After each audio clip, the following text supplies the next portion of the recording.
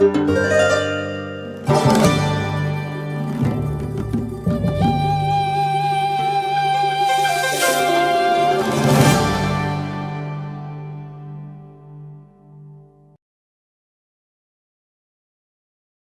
الله الرحمن الرحیم.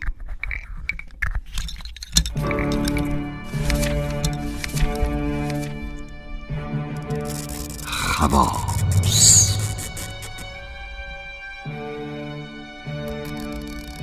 بی خواص.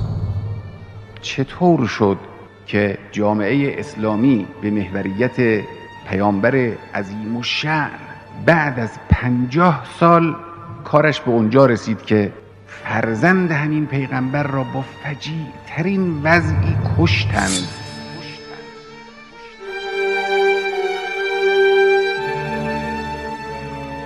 شبس ابن ربعی. چند مثال از خواص چجوری شدند در این 50 سال که کار به اینجا رسید. شبس بارها در فاصله جبهه حق و باطل در رفت آمد بود. در جنگ صفین از بزرگان لشکر امیرالمؤمنین بود. در جنگ نهروان از سپاه امام جدا شد و به باطل پیوست.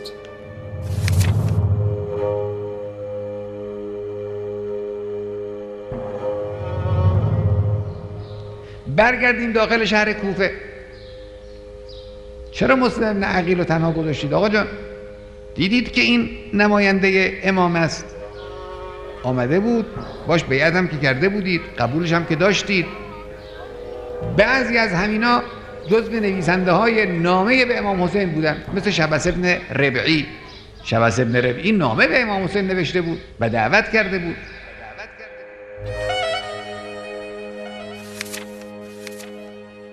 برای حسین هزاران هزار نامه می رسید که بیا به سوی ما. شبس ابن ربعی هم نوشته بود: بسم الله الرحمن الرحیم. سوی حسین ابن علی از شیعه او، از مؤمنین و مسلمین. اما بعد اطراف زمین سبز شده و میوه ها رسیده. اگر خواهی نزد ما آی که بر سپاهی وارد می شوی آراسته به فرمان تو. و سلام. شبس ابن ربعی نامه به امام حسین نوشته بود و دعوت کرده بود. شبس بعدها در کوفه از کسانی بود که به امام حسین علیه السلام نامه نوشت و ایشان را به کوفه دعوت کرد.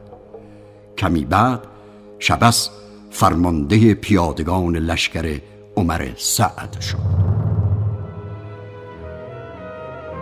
من شما و افراد عشیره هاتان را از طلا سیر خواهم کرد، به شرط آنکه خاطیان را از اطراف مسلم پراکنده کنید.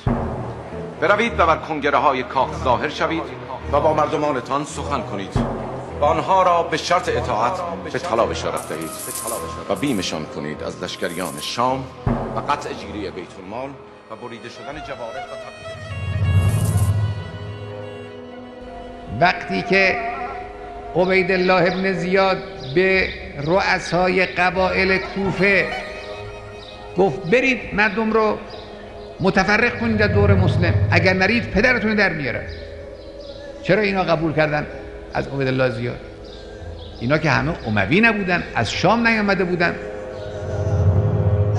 صبح 10 محرم الحرام امام بانگ برآورد: ای شبس، ای یزید ابن حارث، آیا به من نامه ننوشتی؟ اگر خواهی نزد ما آی که بر سپاهی وارد میشی.